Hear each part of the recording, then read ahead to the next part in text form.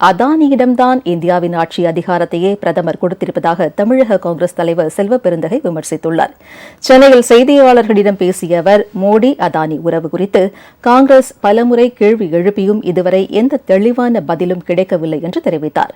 பிரதமர் குறித்து பேசினால் பிஜேபியோ மத்திய அரசோ எதிர்ப்பு தெரிவிக்காது, ஆனால் அதானி குறித்து பேசினால் வழக்குகள் பாயும் என்றும் கூறினார்.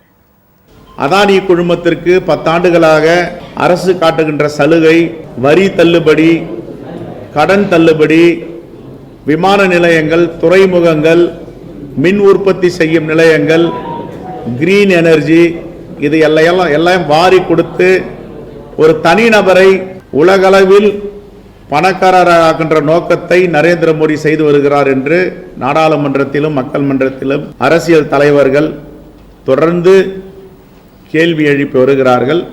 இந்த கேள்வியை எழுப்பினால் எதிர்க்கட்சிகளை முடக்கவும் எதிர்க்கட்சி முதலமைச்சர்களை சிறையில் அடைப்பதும் மோடி அரசின் வாடிக்கையாக இருக்கிறது. இதற்கெல்லாம் பாஜகவுடைய தலைவர்கள் வாய் திறப்பதில்லை.